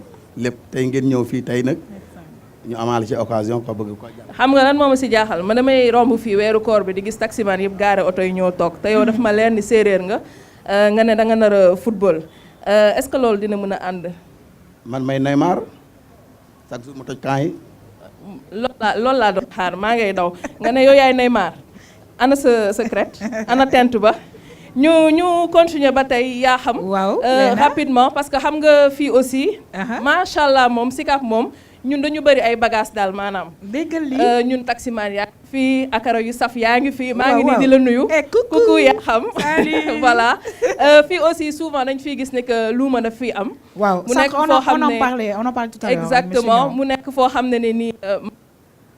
chaque fois boo fi ñëwee rek ay produits yi nga xam ne ci sous-région bi lay jógee di nga ko mën a am ñu gis tissu yu ba mi ngi nii waajal tabaski bi sëñ bi bonsoir. Vous êtes de quelle origine? Nous sommes maliens. Ah ben oui, les Tchoup, hein. Bonsoir aux Maliens, on dit ça comment? On dit Ani Soroma. Ani Soroma, ok. Ani Soroma, ok. Donc vous êtes ici au niveau du rond-point de Sicap Liberté, Liberté 1. Pourquoi est-ce que vous choisissez à chaque fois d'être ici pour ce genre de marché? Nous choisissons ici parce que ici c'est un genre carrefour et à chaque fois qu'il y a exposition ici, quand nous sommes là, nous avons de la clientèle ici. Les gens sont des passages, ils achètent du passage. Et nous avons de la clientèle aussi, des gens qui nous connaissent ici depuis la première, deuxième édition. Très bien. Kon nak di len wan ni rek Sicap Liberté mom boy jënd nit ñaa ngi fi boy aussi nit ñaa ngi fi ñun mom tarkal la rek machallah fatewuma sa akara bi ñu ñëw fi gis yeneen affaire yoo xam ne ni machallah gis naa ay karité aloe vera kan mooy nangoo wax fii bonsoir dame, comment allez-vous? Vous êtes toute jolie. C'est comment le nom? C'est Madame Farah Naz. Vous êtes de quelle origine? Marocaine. Vous suivez la RTS2? Oui, de temps en temps. Hein. Le slogan, c'est encore plus proche de vous. Comment est-ce que vous appréciez ce genre de plateau où nous nous déplaçons vers les populations? C'est bien. Tout simplement, vous êtes timide? Non, pas du tout. D'accord. L'activité ici, comment est-ce que ça se passe? Est-ce que cette zone, c'est une zone phare ou est-ce que vous pouvez vraiment vendre vos produits facilement? Un peu, hein, disons. D'accord. Un peu. On fait juste la promotion de nos produits. Ouais. Parfait kon nag yaa xam. waaw mel na ni fii laa koy ndar keppe parce que fi mu nekk moom mënoon nañ dem ba ci kanam encore. bu ci kanamee dina sàcc dugg rapidement ci plateau bi indil la li nga xam ne moom mooy say akara ñebbe jox la ko sa buur moo la koy jox bu ko defee ñu def noonu à tout à l'heure merci. Ok, c'est moi, je te remercie. Alors ci biir loolu dañuy vraiment interpeller tout de suite monsieur Niang parce que sànq ñu ngi koy wax melting pot bi gis nañ fi ay Maliens et c'est vrai que c'est la mairie en collaboration ñooy def vraiment foire yi gis nañ fi aussi ki nga xamante ne bi sànq moom tamit marocaine la muy daal vraiment boole ngeen ci ñëpp daal ci foire yi. parce que foire bi waaw boole nañ ci ñëpp parce que boo xoolee melting pot bi dafay matérialiser produits yi nga xam ne ñooy jógee fii ci sous-région bi comme yu jógee également au Maroc ñu ngi fii léegi dem nañu ba sénégalais yi wala sénégalais yi seen bopp ñoom seen bopp dañuy jël les mêmes produits da ngay gis ci seen biir dañuy échangeante kii dafay am achalandage kii day am produit bi jox ko keneen pour mu koy jaayal ce qui fait que am na sénégalais yi nga xam déjà dañ lay expliquer yenn produits yu jógee Afrique centrale comme Afrique de l'Est comme au Maroc. Alors c'est vrai que nag vraiment foire boo xamante ne bi mi ngi fii ci Liberté 1 waaye ci biir loolu nag dañuy am mbégte mbokk yi saa su leen di recevoir suñu tonton Lamine Ndiaye tonton Lamine Ndiaye nag yaakaar naa ne ku ko gis rek xam ne ci mais regardez là ah ok akara yi nga ma doon indil mais akara bi leena mais nga laaj sauce bi parce que akara dafa ànd ak sauce bu am kaani bah il faut revenir ah alors je disais mbokk yi ñi seetaan dañuy am mbégte saa su ne di recevoir ki nga xamante ne bi mooy tonton Lamine Ndiaye ku ko gis rek da ngay sa xel day dem ci aar waaye nag aar bi nga xamante ne bi ci lay gën a yëngu mun nañ ko wax muy théâtre tey nag muy nit ñu théâtre forum tonton ñi ngi lay dalal jàmm ci plateau Tam Tam Vacances c'est toujours un très grand plaisir dañuy kontaan parce que nag am na nit yu nga xamante ne bi dañ ko doon faral di wax suñu nekkee sa plateau ça rassure bonsoir et bienvenue. jërëjëf yaa xam may am mbégte aussi tamit di la delloo njukkalu nuyoo gi jërëjëf xamal ne nag tey dañuy dugg foo xam ne nii fu am solo la et te mu bokk aussi tamit ci vacances yi dëgg la xam nga buñ ne vacances rek ñëpp foo la ñuy xalaat dëgg la mais am na foo boo xam ne nii boo ci duggee naam dina yokk sa xel sa xalaat liggéey sa xol ci teey ak dal ba nga xam yow ràññee nit ki nga doon. loolu la RTS 2 di def saa su ne. divertissement intelligent. et ça je pense que c'est important. loolu la ñuy wéyal moo tax suñu Tam Tam Vacances bi daal ay découverte la. ay fo ay ree waaye nag ñun ñii toog sax dañu ciy jëlee ay xam-xam yu am solo. yu am solo. parce que découverte yi ñuy def rek. waaw mooy wane ni xam-xam gaa ngi léebu. xam-xam gaa ngi dikk. nit ñu tooguñu. koo ci gis léegi dafa bëgg a xam-xam ni ngi gëstu. dëgg la ak lu mu mënti doon mais gone yi ma àndal tey. waaw xam nga fii dañu ñàkk di nafar. dëgg la nafar mooy jëlaat say këyit di liir. ñoom nag dañu encouragé. wax ci biir li ñuy def. ne dañu ñëw pour nafar parce que xam-xam la ñu bëgg. pour lan seen développement réew. Très bien. Alors monsieur Niang, un mot par rapport ak li nga xam ne dina ñëw dans quelques instants parce que dina am feneen fu ñuy jàll laata ñuy ñëw ci théâtre forum bi mais lu mu wax dafa am solo je pense que côté culture bi aussi bu ñu waxee SICAP aussi am na culture bu mag bu nga xamante ne bi parce que déjà on parle de diversité culturelle ici et ça vraiment c'est extraordinaire et day joxe benn boom à justement cette culture que nous partageons. D'accord déjà comme li nga wax brassage culturel bi dafay développer un peu dafa am facette bu muy développer comme li ñu doon wax léegi lecture daf ciy développer exactement économie bi daf koy développer tout à fait mais cadre de vie bi dafay développer ku ci nekk du fekkee ne dafa indi dañuy def benn symbiose boobu moom mooy la quintessence bi nga xam ne moom la ñu bëggoon teg moom la ñu bëgg a teg ci SICAP bi dëgg la nga xam ni au moins bu ñu naan soow bu ñu koy wax dax baa tax moom moo dax donc crème boobu ñuy soxla. crème boobu moom mooy diversité culturelle loolu lay indi ci réew loolu lay indi ci gox. dëgg la de. ba dox da ngay gis qualité de vie. qualité de bien-être qualité de comportement. absolument d'accord et c'est important mbokk yi ñu ànd ak yéen nag dem xool Malcolm ci wàllu découverte tey lan la ñu indil dellu si waat mën cee waxtaan ci plateau bi nag te nag une grande surprise comme il le fait d'habitude ak tonton Lamine Ndiaye mi ngi leen di xaar ci émission Tam Tam Vacances RTS 2 étape bu SICAP ñu dem dellu si waat.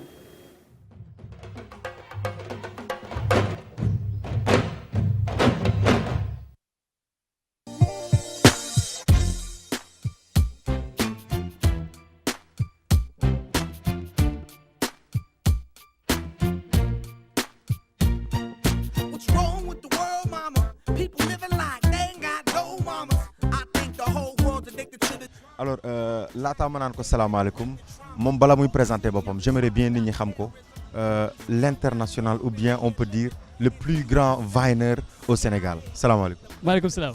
alors mën nañ xam tur bi et cetera.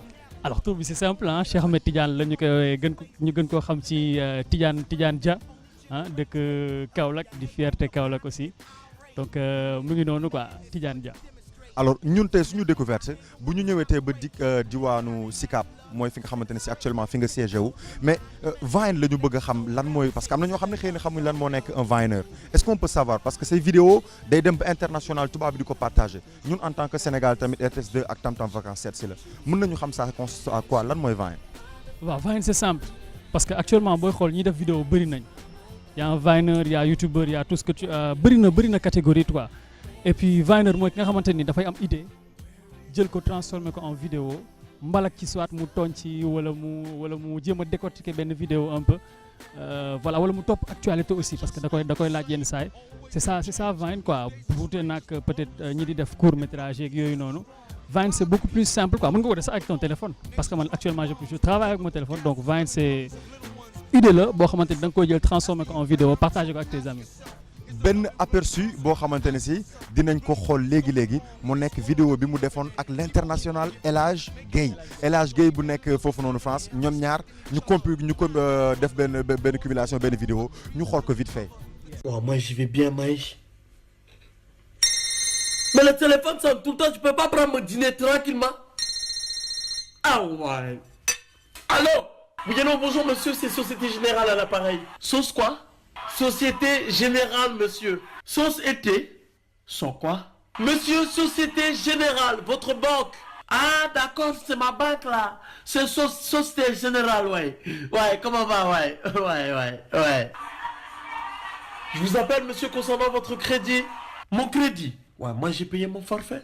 Je ne vous parle pas de votre forfait téléphone, mais de l'argent que vous avez emprunté, monsieur. Ben écoutez, monsieur, moi, on m'a dit que la banque prêtait de l'argent. Ouais, je suis venu, vous m'avez donné. C'est quoi le problème? Monsieur, je suis désolé, mais vous allez devoir rembourser. Moi, je rends rien du tout. Vous avez dit, vous prêtez, moi, je garde. Monsieur, vous devez rendre. Je rends rien. Rendez l'argent, monsieur. Rien de rien. Très bien, monsieur, rendez-vous au tribunal. Au tribunal, quoi? Ouais, attendez, ouais. Moi, j'allais rembourser. ouais. Non, mais en fait, El Hadj, c'est mën naa ne man moo ma dugal ci vidéo parce que moom laa doon topp sur Snapchat avant je faisais tout ce qu'il faisait bu ñëwee def vidéo jooy le lendemain damay jooy bu defee vidéo ree le lendemain damay ree tout maintenant moom moo tax ma dugg ci affaire yi. alors li moo nekk délire bi bientôt di ngeen gën a gis Tam Tam Vacances gën a ñëw dugg ba ci biir koñ bi fu ngeen mënta fekk amatul décor bu ñu fekkee noonu la ñuy adapté wu ak yéen di leen remercier suñu découverte di leen jox rendez-vous beneen découverte ñu ngi ñëw.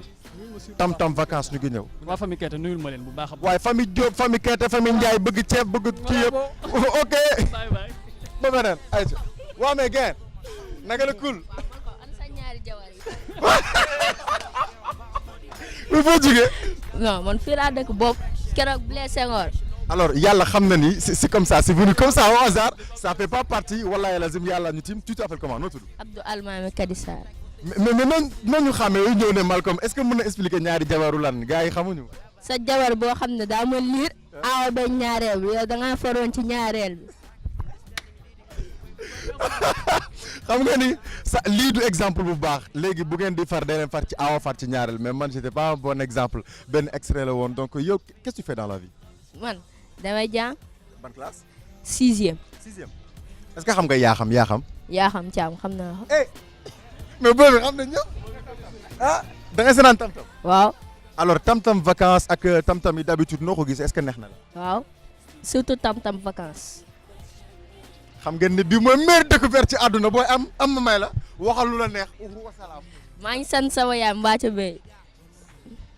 waaw Malcom kaa jël Malcom doo ñëw fii dama lay boole sa ñaar jabar yi de ñëwal fii.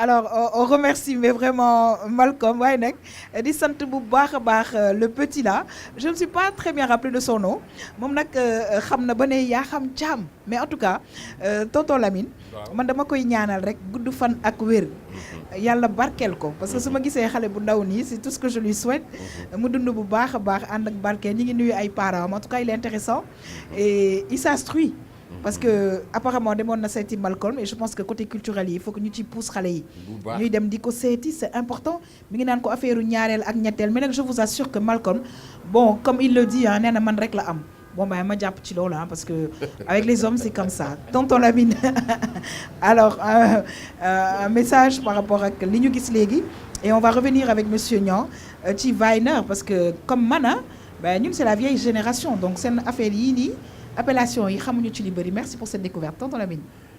alors yaa xam ñun daal dañ ciy jàngat rek. da nga ko résumer en parlant de la culture. tout à fait. eh bien la culture.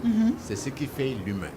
tout à fait en parlant de valeur. tout à l'heure gis nga gone gi nga gis nii. macha allah macha allah yàlla na ko yàlla dimbali ba mu dem ci kanam. amiin. am na benn tilt. bu nekk ci moom. boo xam ne nii. commencé na ubbeeku. kenn du wax ni il n'est pas intelligent. Ah ben. Ce courage et la timidité génne na ko ci boppam. C'est fini, parce c'est qu'il fini. a un micro et devant une caméra. Oui. muy waxee noonu. Et ce que j'ai aimé, il a pensé tout de suite à sa maman. Mais justement. C'est mignon. Mais kooku sax dafa am raison. C'est vrai. parce que réew mu amul jigéen. mi ngi mel ni réew mu amul ndox. wallaay dëgg la. dégg nga. alors tellement que jigéen dafa am barke ci réew. merci beaucoup alors monsieur Niang gis nga vidéo bi mais xam nga kenn du mën a ñëw ci découverte bi muy Viner yi ñu wax. sans pour autant faire un clin d'œil à ce petit qui habite la SICAP aussi hein. donc dañuy wax ne dañuy en fait la sacralité de la mère la génne. comme la mère est sacrée moom la génne ensuite boo xoolee ba xool nit ku nekk ci kanamu écran bi exemple ngeen. à l'image de tonton Lamine Ndiaye. yéen ñii également parce que ñeen en fait société. bu baaxee ci yéen la ñuy basé wu. yéen la ñuy xool yéenay reflet wu société bi. ba nit ñi bëgg a nekk donc dañuy def lu dul encourager leen. yéen a tax ba xale yi ñeme. au moins ñu ñëw taxaw ne ñun kat lii la ñu bëgg. à l'image également de l'autre kii mu mi def naan ñaari jabar yi yooyu. donc li ñuy wane. waaw loolu ñuy traduire ci image yi. absolument dina tax ñu ne société bi nii la demee. ak nii la ñu defee. au moins loolu daal la ñuy rafetlu. Viner nag dañuy wax ni moi c'est un nom nouveau. man de wax dëgg yàlla j'avoue que dinaa ko dégg tuuti un peu si sama doom yi mais. à la limite je me dis que ndeysaan ñun suñu génération bi daal. côté internet bi doy na waar parce que da ngay gis ñu ne la mais c'est un xaw ma nag lañ koy tuddee vanille xaw ma man daal damay xool ma ne d'accord kii lan lay def ndekete mooy ñiy def nii genre vidéo yooyu nga xam ne. waaw man xamoon naa YouTube. waaw mais Viner xaw ma ci woon dara xaw ma ci woon dara. tonton Lamine nag lu ma xamoon la parce que. dafa am doom yoo xam ne nii ñoom it dañoo sopp internet bi. alors da ngay dem booy bu fekkee ni yaa ngi nekk ci yar say doom aussi yar sa njaboot. oui. lépp lu ñu dugg. war nga ci bàyyi xel. tout à fait ba xam fu muy mujj. loo ci xamul jéemal sax waxtaan ak ñoom. di leen questionner ci yenn yi pour gën a xam lan lañ ci jublu. ndax jar naa bàyyi. ñu gis leen ci ñu continuer ci ou pas. donc loolu aussi dafa am importance war nañ di jege gone yi. di waxtaan ak ñoom. absolument alors c'est vrai que nag Malcom ñoo ngi lay gërëm yow itam di la sant parce que nag li yëpp ci tam-tam vacances lay xewee RTS 2 ñu daal di xuus nag ci sunu émission bi daal di ñëw ak yéen ci li nga xamante ne bi moom mooy théâtre forum waaye nag laata loolu damay laaj rek monsieur Niang yéen itam ci wàllu wi parce que xam nañ ne musique bi c'est vrai que ça marche très bien ici à la SICAP notamment sànq ñoo ngi koy wax les rappeurs mais aussi d'autres musiciens yi nga xamante ne bi SICAP la ñu dëkk mais dañuy ñëw nag aussi ci beneen forme art boo xamante ne bi dans quelques instants dinañ ko gis muy buña ba ñuy jël téléspectateurs yi tey muy côté théâtre mu am importance aussi ci xale aussi. En fait par rapport au théâtre dama doon wax ne ci koñ bi ci ginnaaw fi 1111. daaray Kocc joué na fi à l'époque. D'accord. Donc ce qui fait que fierté la woon ci ñun. ñu naan ñii kat petit écran bi ñëw na ci suñu koñ. ok. génne ñii la ñu génne télé. en fait fii lañ ko joué. donc ci li may wax ni mooy fierté boobu mu jox. ensuite partie éducation bi muy def. partie éducative bi mooy ne yar gi. lii kat gis nañ ko. dégg nga lii lañ doon décrier ci théâtre keroog. dëgg la ba tax na souvent ñuy joxe ay sobriquet ay tur. nit ki nga xam ne moom moo doon agir. bu agiré mal par rapport ak société bi li mu bëgg. waaw dootu ko bëgg. doy ngi tur sobriquet boobu. dañ koy utal tur. donc ce qui fait que théâtre bi am na importance. bu muy joxe ci société. tout à fait alors justement tonton Lamine tuuti explication par rapport ak théâtre forum bi laata nag ñuy indi buñaa bi parce que tey benn buñaa la ñu indil ñu ngi ñuy seetaan. waaw yaa xam comme ni ma la ko doon waxee. sànq buñaa bi ñu indi tey. dafa nekk loo xam ne nii lu am solo la. oui. parce que buñaa la boo xam ne ni xale yi di ñu liggéey dañu encourager xale yi pendant les vacances. au lieu ñuy dem ci yeneen activités yi même buñ ci dem sax ñu boole ci lecture. très bien. parce que lecture dafa am solo ci réew. alors on va les suivre. très bien. comme ça nga xam importance su lecture boobu ñuy wax. fan lañ ko jëmee. allez c'est parti.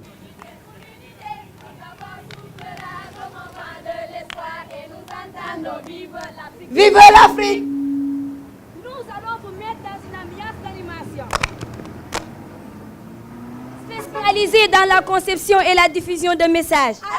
Une approche artistique. Cannes, espoir de la banlieue. Un savoir-faire avec le rire. Un savoir-dire avec le corps et les mots. Joko ki ka xam. Joko ki ko mën. Xel la xol la fi la ak jom.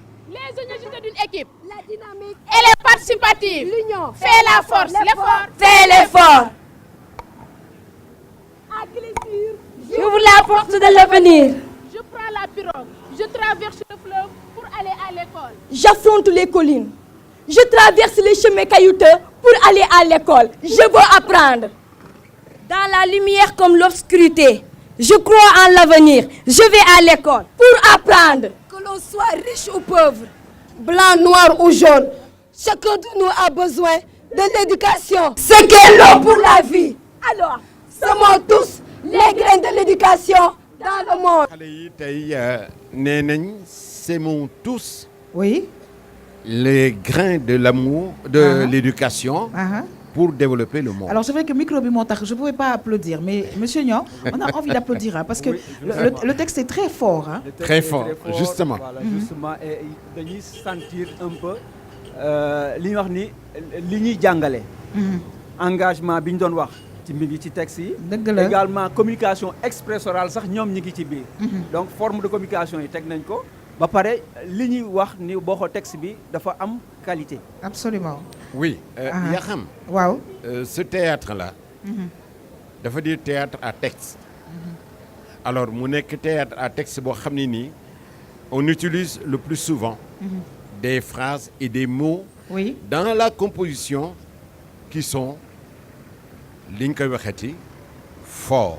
waaw léegi naka ngeen di justement defaree texte bi est-ce que da ngeen di àndandoo réfléchir ci jël ay thèmes tu vois construire ko ba noppi nag le choix justement de ces filles là ak ku nekk ban côté lañ lay jox pour nga interpréter ko. waaw xam nga bu ñu jëlee benn thème tey dañ koy développer. bu ñu ko développer dinañu yóbbu ci ligne bu ne. d'accord. ñu dajale ligne yi nga xam ni nii fa la ñuy yóbbu. ñu xam ni ñun fii la ñu bëgg a dem ñu dajale ligne yooyu yëpp yóbbu ko foofu jubal ko fa kon dafay amaat beneen écriture boo xam ne ni bu ñu rassembler li ñu jot a gëstu ba pare. waaw foofu lañ koy teg ci écriture boobu. très bien léegi nag bu écriture bi pare kenn ku ci nekk dina la jox sa pàcc suivant ta voix suivant aussi la mise en place parce que c'est pas une mise en scène quand même. alors est-ce que duñ leen woo ñu dellu si waat. waaw parce que man j'ai encore envie ñu dégluwaat leen parce que monsieur Niang je pense que ay message fort la te xam nga dañ koy wax. xale moo mën a wax ak xale. te nag fu mu nekk nii dañoo bëgg nu wax ak suñu ay population la population jeune. parce que ñooy avenir u Sénégal. faaw ñuy waxtaan ak ñoom ci anam yi nga xamante ne bii danañ ko comprendre parce que na ma ko waxee woon ca njëlbeen nag xale yooyu wax ak xale. xam nga ñoom. espoir de la banlieue lañ ko tuddee. D'accord. Donc, alors revenez nous voir, on vous attend sur le plateau. Alors monsieur Niang, peut-être ñu ñëw ci vraiment les projets que vous avez parce que ce mandat bi je pense que des na un an. Alors les projets yu nga xamante ne bi yaa ngi ko am pour gox bi nga xam ne dénk nañ la ko mais en même temps de saluer tous les habitants justement de ce secteur. D'accord. Bon, je profite de ce plateau bi pour remercier leen pour remercier population yi ci seen confiance bi ñu teg ci man. Waaw. Am nañu ay projets yi mooy comme lu ñu wax nan la ñuy aménager nañuy urbaniser un peu suñu cadre de vie. D'accord. Parce que cadre de vie bi presque léegi moom moo fi des. Ok. ñi fi njëkk mag ñi fi nekkoon loolu moom moo fi sooxe amatuñu cadre de vie bu approprié kër yi xat na. Oui, c'est vrai. boo xoolee ba xool construction yi bëri na mais nit ñi amatuñu fu ñu toog. bu doon seen sago ñu am fu ñuy toog di féexlu kas néew. D'accord. jamono dem na ba loolu daal xëy na bu ñu ci yàlla dimbalee bëgg nañu motal ko mu jeexal mandat bi incha allah. Alors pour les vacances qu'est-ce que vous comptez justement faire pour les enfants? Déjà pour les vacances ñu ngi wax pour les plus jeunes de 4 à 10 ans ou de 3 à 10 ans bëgg nañu leen yóbbu fële au niveau de Hann pour ñu gis parc bi. Le parc de Hann. Le parc de Hann. C'est à visiter. C'est à visiter. bu ñu mënee nekk itamit ñu def beneen campagne de circoncision indi leen ballet culturel mooy. Encore une fois. Ah, pour bien. permettre à ce que parce que la demande étant là. D'accord. ñu jéem a xool nan la ñuy def sinon ñu indi des artistes. pour ñu égayer un peu parce que ñu ngi am na benn cachet benn artiste bu nga xam ne fii la dëkkoon. fii la nekkee xale. D'accord. muy Waly. fii la koñ bi la dëkkoon. Ok. Donc ce qui fait que moom la ñuy jéem a seet nan la ñuy def ba indi ko permettre aux jeunes ñu mën a bénéficier de cet espace de vacances pour permettre également à ceux qui ont été admis au BFM et au bac ñu am benn cadre bi nga xam ne dina leen permettre à ce que ñu épanouir un tout petit peu. Ah ben c'est très bien. Merci bien. Alors tonton Lamine. Waaw. fan la ñu toll ak théâtre forum bi. waa théâtre forum bi ñoo ngi leen doon woo. Aha. mais xam naa ni dañu nekk ci leneen affaire. D'accord. xam moo tax dellu seeguñu. D'accord. mais dama bëggoon rek yokk ci li suñu waaw wax parce que vacances yi daan nañ ci organiser aussi opération enfance culture mu doon ndaje boo xam ni dañ ko daan def dans les après-midi. Oui. Les enfants quittent les maisons donc l'après-midi pour revenir le soir donc du ñu bàyyi kër ga mais aussi dañ leen di wutal ay activités yoo xam ne nii activité culturelle la ñu dajale leen fenn. D'accord. am ay moniteurs yoo xam ne nii ñoo leen di encadrer. Aha. di leen initier ci seen i njàng yokkal leen ko ci. Ok. D'ailleurs élèves yu ci bari yu ci jóge après bu ñu dellu si école dañuy mel ni fàttewuñu woon en quelque sorte. Très te bien. loolu dafa baax ci comme ni nga ko doon waxee. xale yi nga xam ne nii vraiment ñoo toll ci jàng. Monsieur Niang. Donc je sais que ni loolu c'est une occasion pour que ñun nous allons nous rapprocher de vous dinañu ñëw. parce que naam yéen ay exemple ngeen. mais sagesse bi ngeen am pour jox ñu ko ñun it bëgg nañu au moins loolu ñu jël ci yéen ñu mën ko jébal suñu ay doom dinañ leen rapproché wu xool nan la ñuy mën a defee programme yu ni mel ba nga xam ni au moins culture bi ñuy def. dina tax xale yi ñu xool ni fii la ñu war a teg suñu tànk. Absolument. parce que du lépp rafet. mais am na yi nga xam ne ñagas yi nga xam ne xëy na bu ñu leen amee yéen. dina tax ba au moins xale yi changer comportement et ensuite xëy na mu mën a kii. Oui, tonton Lamine. parce que yaa xam li am importance ci loolu li ñu waxtaan léegi ci partager ko. Waaw. moo di booy seet colonie de vacances. Aha. L'enfant est absent pendant presque 1 mois. Waaw. de la maison. Mais qu'est-ce qu'il devient après? Dëgg la. xam nga changement dafa gaaw ci nit. Tout à fait. Alors que opération enfance culture il est le matin chez lui. Oui. Il quitte l'après-midi. Oui. Et à 18h Il retourne à la Il maison. retourne. Alors ay idées yoo xamante ne bi juddu na fi et j'espère que collaboration bi dana am avec tonton Lamine. Mais bien Gis sûr. nga la façon dont il a travaillé avec ces jeunes filles. Je pense que d'autres choses mën na ko def avec les jeunes de Liberté 1 parce que vous avez en tout cas beaucoup de projets. Dinañu ñëwaat ci fin bi nag pour vraiment ñu terminer cette émission fii ci Liberté 1 mbokk yi damay dem régie dellu siwaat mën a xool sama xarit Khady Didi fan la toll ak ñun ci li nga xamante ne bi moom mooy météo.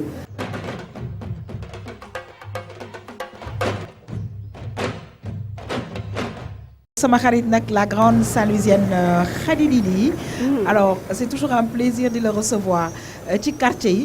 mais nag xam naa ne temps bi moom de toutes les façons liñ ca mën a wax mooy léeg-léeg mu féex mais tàngaay daal. c'est remarqué partout au Sénégal et même ailleurs. parce qu'on le dit même ñi ñuy seetaan au niveau de l'Europe nee nañ daal tàngaay baa ngi leen di bëgg a rey Khady Didi noo def. yaa xam maa ngi fii nuyu naa la nuyu ñi nga bokkal plateau nuyu téléspectateur u RTS 2. mais dafa mel ni léegi yow yaa ma gën a xam sax météo bi xam nga temps bi te waxaguma la ka xanaa rek yaa xam ñu dem xooli météo lum ñu indil tey ci mercredi bi. très bien. waaw kon nag ñu dem. d'accord.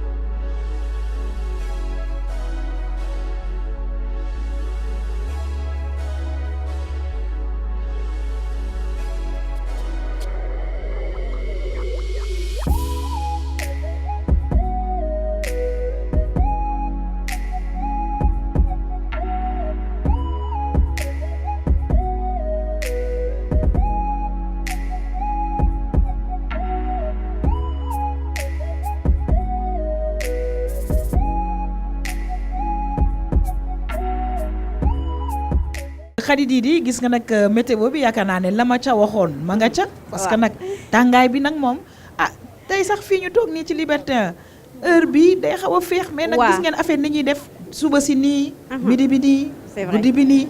mais en général nag midi bi ak après midi bi moom mooy gën a tàng tout le temps yaa xam. et que loolu moom ci région wu Sénégal bi yëpp loolu lañ fay gis. tout à fait mais yaa xam comme toujours rek lever du soleil bi dina nekk ci 6h53 minutes. coucher bi nekk 19h39 premier marée basse bi dinañ ko am ci 5h16 minutes deuxième bi nekk ci 17h51 premier marée haute bi tamit dina nekk 11h38 deuxième bi nekk 23h58 dinañu am tamit 12h46 minutes de soleil le transit solaire sera à 13h16 yaa xam xanaa may tàggoog yow fii rek ba suba ci beneen prévision encore. très bien alors Khady prévision yi daal. waaw tàngaay dong lañ ñu ciy wax. tàngaay dong lañ ciy wax de temps yi mais nag côté sud bi moom dinañ fa séntu ay tuuti taw ñoom moom am nañ chance. très bien en tout ñun cas xam naa ci kanam tuuti rek. ñu ngi leen di nuyu waa RTS 4 RTS 3 vraiment yow di la gërëm di la sant bu baax a baax di nuyu nag waa Saint-Louis yi nga xamante ne bii fa nga dëkk waa Ndar ñi nga xamante ne bii macha allah seen teraanga bëri na ñoo ngi leen di sant di leen gërëm mbokk yi seen émission Tam Tam Vacances nag léegi mu jeex fii ci Liberté 1 ñu fas yéene incha allah suba dem beneen gox toujours fii ci Sicap parce que nag nañ leen ko waxee saa su ne gox bu ñu dem danañ fa dem ab diir indi ci information yu am solo waaye nag ñuy terminer ak suñu invité di monsieur Niang Racine bëggoon nañu nag vraiment nga lancer un dernier message. En tout cas, ça a été un plaisir de vous recevoir ngay président comité Liberté 1 léegi nag gis nañu importance su comité yi ci quartier yi parce que ñoo ngi defar ñoo ngi xalaat jeunes yi di xalaat les femmes di xool côté santé xool côté culture côté sport et tout ça loolu mooy defar réew ñoo ngi lay gërëm di la sant. maa ngi leen di sant di leen gërëm di rafetlu seen ñëw fii. merci ndax permettre ngeen ñu suñu liggéey ñu xam lan la. permettre ngeen ñu également ñu revenir ci suñu passé suñu histoire u quartier yi. et ñi nga xam ni ñoom ñoo ñu ñëw fekk si. ñu xam quartier bi lan la. ak doxalin ak yan comportement. et dañuy lancer tamit un message pour que ñëpp ci dans un cadre ñu def benn cadre bu permettre bu social. waaw. ñu préserver suñu environnement suñu cadre de vie. alors ça va encore intéresser Mariem Mbaye. voilà cadre de vie bi am na importance parce que kër yi xat nañu. oui. il faut que ñu am benn espace bu ñu permettre à ce que bu tàngaay jotee ñu mën a génn. tout à fa fait ñu toog comme nii. ndax tàngaay bi ñu doon wax léegi canicule yi dafay am. nit ñi mënuñu toog ci biir kër yi ci couloir yi la ñuy toog donc dafay am souvent nuisance sonore. tout à fait bu ñu amee ci cadre bu ñu permettre tout ce qui borde un peu le quartier. ay garab ak ay bancs. dana faciliter la tâche et ñëpp ñu ànd liggéey ko bu boobaa ñu ne suñu gox encore une fois ñun waa Sicap lañu.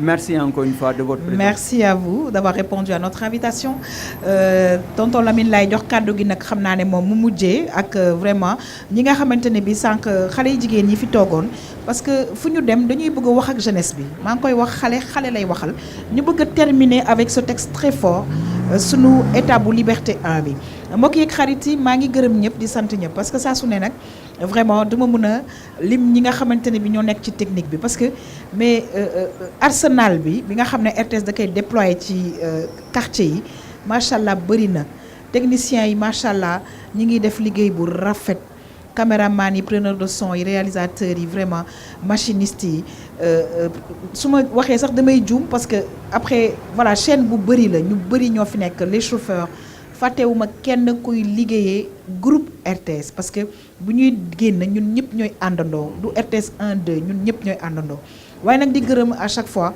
suñu direction générale parce que suñu permettre woon ñu génn du ñu mën a génn di remercier Racine Talla ak équipe am di remercier monsieur Omar Ba di sant nag ku nga xamante ne bi boo ñëwee Sicap faak nga koy wax di ko wax parce que elle se dit être naka la ñuy wax Sicapoise ah voilà alors elle c'est une grande Sicapoise ñu koy wax madame Fatou Dieye di responsable RTS2 et toute sa famille Ami Collé sa sœur ñu ngi nuyu la maman et vraiment toute la famille nuyu woon nañ le papa hier alors di remercier Awalo di sunu benn yaay boo xamante ne bi mi ngi fii Sicap waaye di remercier aussi Awa Ndaw moom tamit nekk fii ci Sicap di jàpp saa su ne ci bopp bi 77 639 69 41 di leen jox rendez-vous incha allah suba ci beneen gox fii ci Sicap c'est toujours un plaisir chers téléspectateurs d'être avec vous ci canal 5 bu TNT tonton Lamine tey moom damay jël kàddu gi rek ne la ko ay ca tonton Lamine jébal naa la ko moo taxit du ma ko yàq ndax ku ñuy nëbb ci randal doo feeñal yi tànk kon nag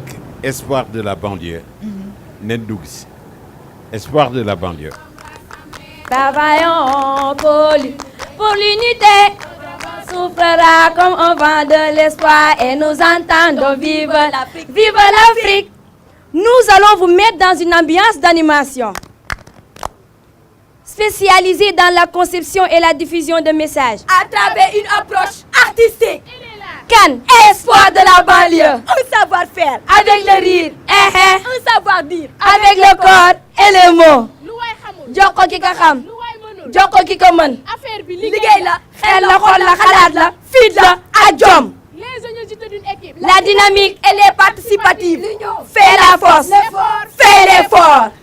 Je traverse les chemins caillouteux pour aller à l'école. Je veux apprendre. Dans la lumière comme dans l'obscurité, je crois en l'avenir. Je vais à l'école pour apprendre. Que l'on soit riche ou pauvre, blanc, noir ou jaune, chacun de nous a besoin de l'éducation pour cultiver la sagesse, la paix et le développement.